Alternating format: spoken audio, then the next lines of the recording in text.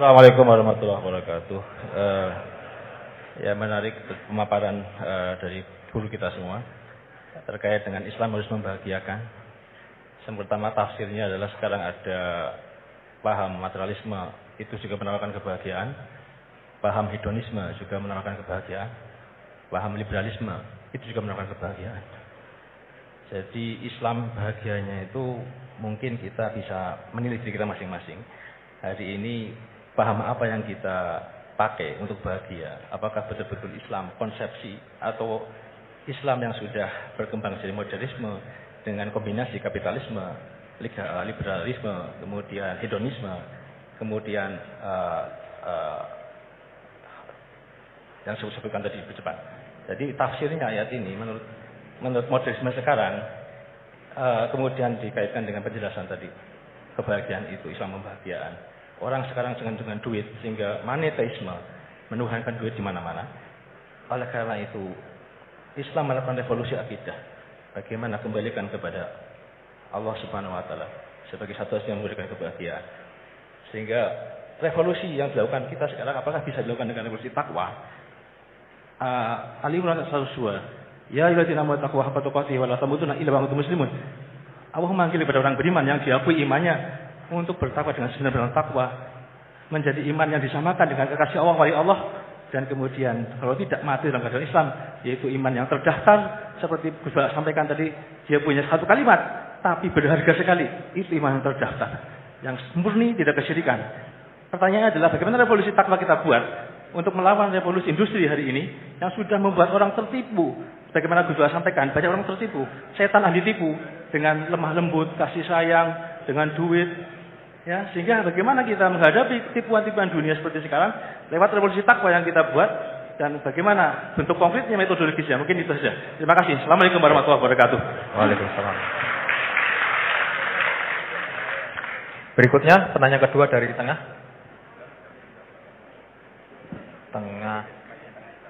Oh ya, silakan Mas Kadek.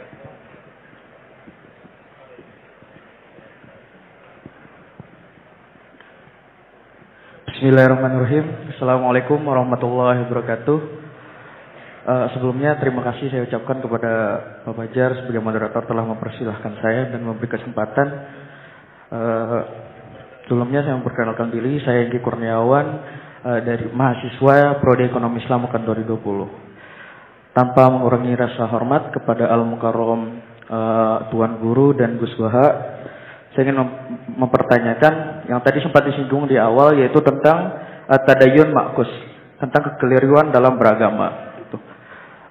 Kita tahu sekarang bagaimana tentang perkembangan teknologi yang menyebabkan informasi-informasi itu berkembang secara masif mengenai agama-agama gitu, tentang pelajaran-pelajaran dan tafsir Al-Quran gitu. Yang kita tahu tadayun makus ini tentang bagaimana orang-orang menyampaikan yang kurang penting di atas sesuatu yang penting gitu. Nah, sebagai kami mahasiswa gitu yang masih awam tentang agama, bagaimana sih gitu cara kita menangkis agar tidak terjerumus atau terjerat dengan pembahasan-pembahasan yang kurang penting dan menjerumuskan kita ke dalam sesuatu yang sesuatu yang buruk gitu, yang kayak memunculkan perdebatan dan kontroversi. Gitu saja, Pak. Terima kasih. Assalamualaikum warahmatullahi wabarakatuh. Terakhir dari Putri, paling depan, kerudung biru. Oke, silakan. Bismillahirrahmanirrahim. Pertanyaan fikih sangat sederhana tapi saya tidak paham. Saya bacakan bagaimana cara mengajarkan istihadhah yang memudahkan kepada anak perempuan yang belum baligh, Gus Baha. Karena kalau kami jelaskan dengan menghafal dan memahami syarat-syarat tamyiz, mereka kesulitan. Dan kalau perempuan tadi sudah paham belajar istihadhah tanpa memahami tamyiz, apakah selanjutnya perempuan tersebut harus belajar istihadhah dengan memahami syarat-syarat tamyiz? Sampun. Tiga penanya. Berikutnya kami berikan kesempatan kepada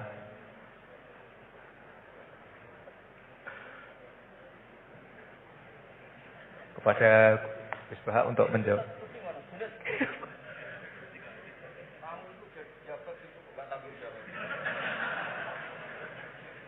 Ini tuh ada DPPAI ya?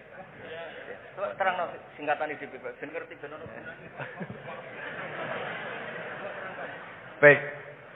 Baik hadirin yang berbahagia seperti yang diperintahkan oleh Gus Baha bahwasanya di UI ini ada DPPAI, Direktorat Pendidikan Pembinaan Agama Islam. Jadi menurut beliau itu maksudnya supaya jawab gajinya bendonya akhirat. Menurut beliau yang berhak menjawab itu adalah orang DPPAI, karena yang bertanggung jawab atas Islam di UI.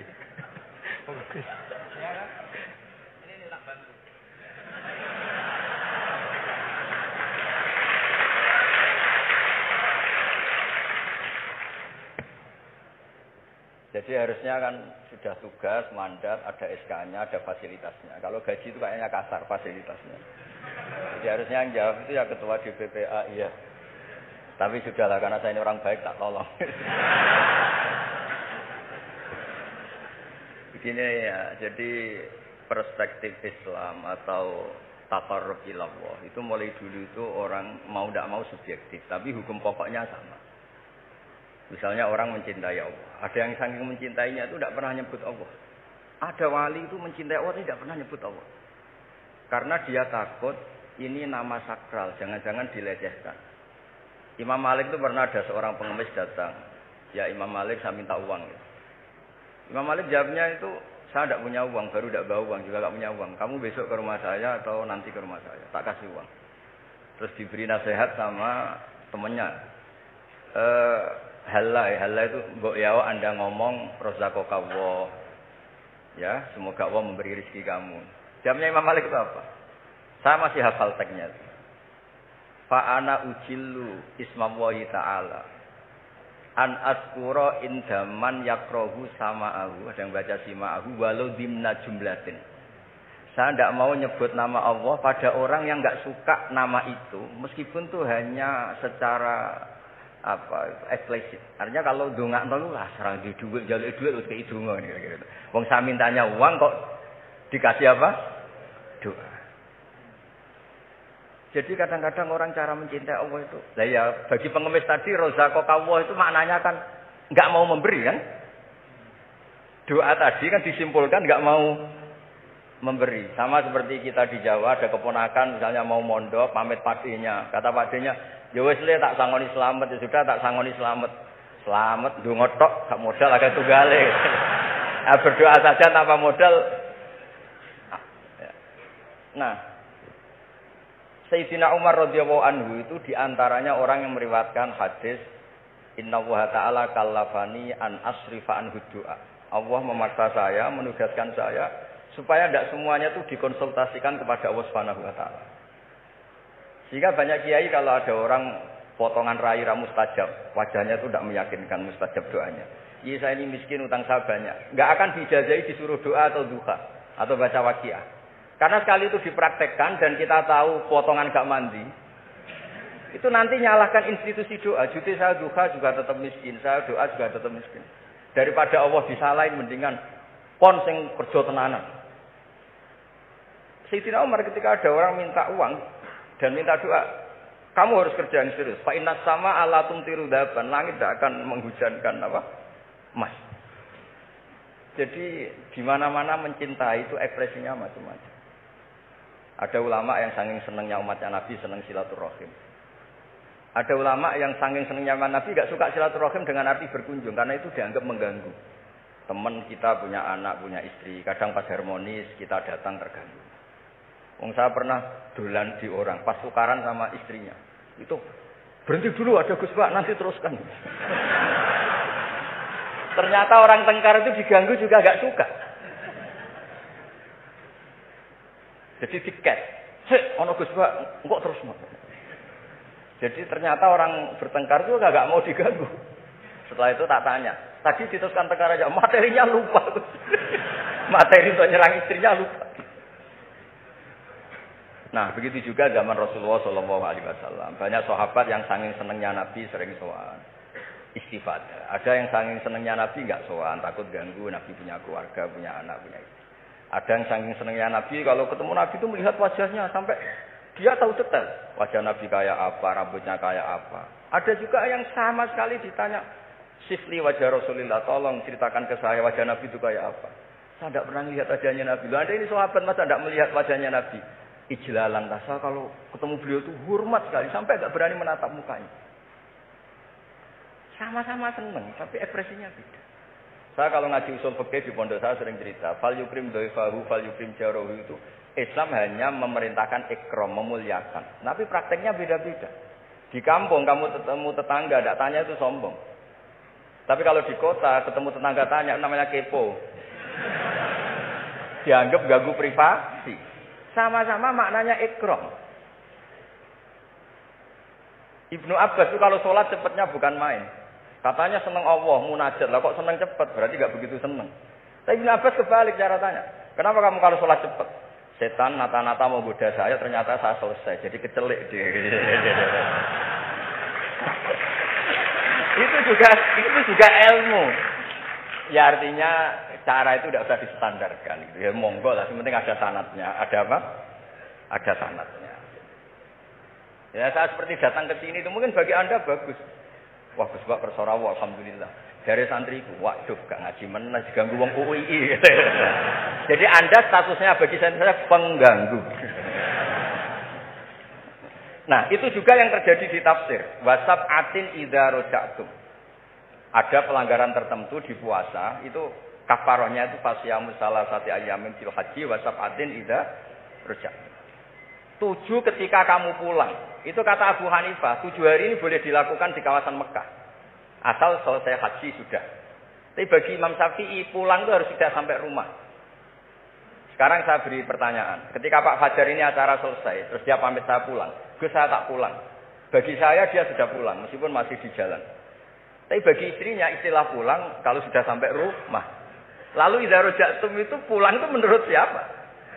Mas Majdi nanti ketika sudah pamit di bandara, kita bilang sudah apa? Pulang. Tapi kata istrinya, belum.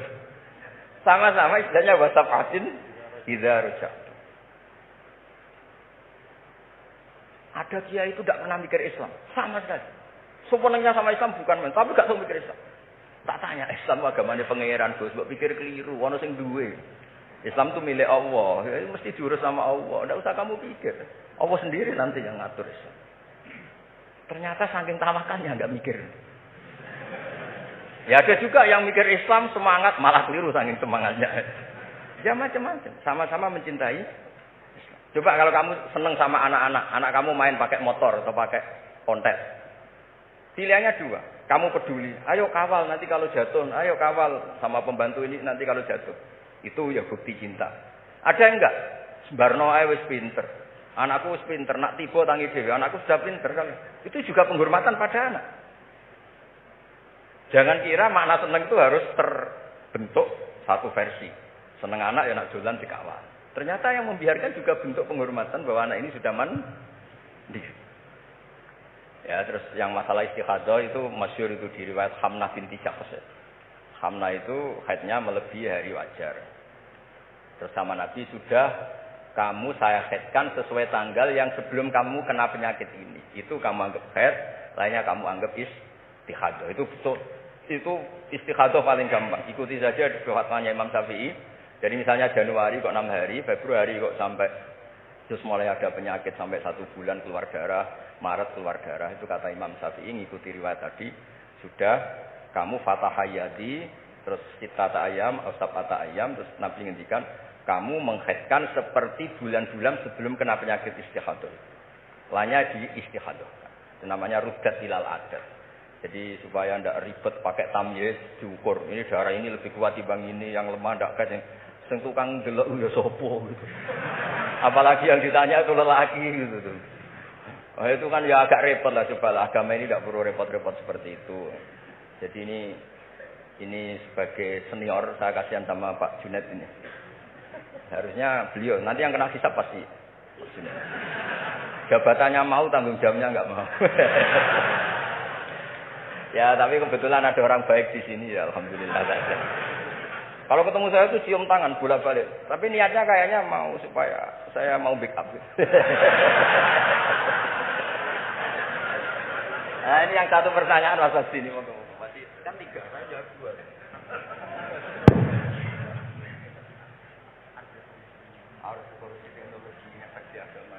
Oh iya, sebenarnya kan perubahan-perubahan itu setiap masa terjadi ya. Ya kita menganggap perubahan hari ini perubahan yang paling penting ya karena kita hidup di dalamnya. Tapi bagi generasi-generasi sebelum kita, ya perubahan yang terjadi pada masa mereka itu yang paling penting gitu. Dan beragama kita hari ini ya itu kan juga sebagiannya dibentuk dari bagaimana para ulama kita dulu merespon perubahan-perubahan yang ada pada masa mereka. Jadi kalau kita lihat jangankan yang sekarang ya Gus ya, bahkan pada masa Imam Syafi'i pun kan, dan masa-masa para imam mujtahidin ya mereka itu sangat membuka diri dan melihat dinamika-dinamika yang terjadi dan menjadikan ya hal-hal yang terjadi di tengah masyarakat itu sebagai bahan penting untuk merumuskan pandangan keagamaan.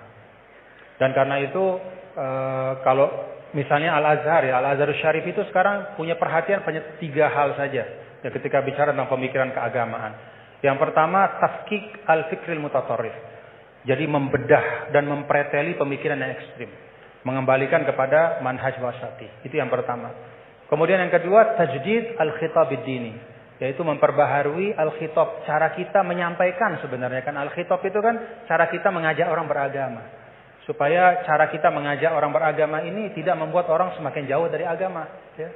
Jangan membuat ya seperti tadi beliau sampaikan, bahkan Rasul pun hati-hati ya, ketika menjawab pertanyaan dari masing-masing sahabatnya. Enggak ada Rasul itu gebiah uyah. Ya pokoknya ini mentang-mentang ini sahabat saya semua, saya kasih satu patokan plek harus kayak gini, enggak ada. Yang nanya tentang mana amal yang paling afdol dilihat oleh Nabi kan gitu Gus ya. Dilihat kira-kira ini ternyata orang yang kaya misalnya. Oh amal afdal itu paling banyak adalah berinfak, paling bagus. Dilihat kayak begini keadaannya macam-macam disesuaikan sesuai dengan mukhatabin. Itu Rasul. Ya, para sahabat juga begitu. Artinya apa? Beragama itu adalah sesuatu yang hidup. Tadayun itu ya taharruk, bergerak terus ya. Nah tadi disampaikan bagaimana cara kita merespon dalam situasi yang berubah seperti ini. Yang pertama yang nggak usah galau. Tadi beliau sampaikan agama ini milik Allah Ta'ala. Jadi kita jangan menggalaukan diri kita, menganggap diri kita lebih penting. Ya. Tidak ada manusia yang sangat penting sehingga dia tidak tergantikan dalam kehidupan. Kecuali para nabi dan rasul. Ya, siapapun itu. Fungsinya pasti akan ketika sudah masanya dia pasti akan digantikan. Dan semua orang menunaikan tugasnya sesuai dengan kewenangan serta apa yang diberikan oleh Allah Subhanahu wa taala. Jadi tidak usah kita galau ya. Yang paling penting adalah menurut saya ya terus kita ngaji seperti ini untuk mendiskusikan hal-hal bagaimana kita bisa beragama masing-masing nyaman semuanya ya. Kita bisa beragama dengan nyaman, dengan tenang seperti tadi kata guru saya is'adul insan fid darain, supaya kita beragama dan kita bahagia. Ya, beragama bahagia. Ya, dan itu memang pesan dari Islam. Adapun isme yang disampaikan tadi yaitu ijtihad manusia saja. Ya, hari ini kita kan begini, umur biologis kita kan pendek, 60-70 tahun. Maka isme yang tumbuh berkembang di tengah-tengah kita hari ini kita anggap sebagai sesuatu yang sangat penting, ya, sesuatu yang merupakan pencapaian luar biasa hebatnya. Tapi kalau kita letakkan diri kita di dalam spektrum sejarah yang panjang, maka itu hanya bagian dari ijtihad yang manusia. Ya. Sehingga menurut saya tidak perlu kita kita istilahnya apa ya? Seakan-akan isme itu akan menggantikan Islam, enggak. Yaitu ijtihad manusia. Besok akan ada isme baru, tapi al-Islam ya'lu wa la yu'la alaih. Islam akan tetap tegak teguh. Insyaallah mudah-mudahan kita berada di dalamnya, bagian dari itu. Itu saja yang dapat saya sampaikan. Terima kasih sekali lagi atas kesempatan pada hari ini, Pak Rektor, Bapak Kepala Badan Wakaf dan semua. Jazakumullah khairan katsira. Mudah-mudahan kita bisa jumpa dalam kesempatan yang lain. Assalamualaikum warahmatullahi wabarakatuh.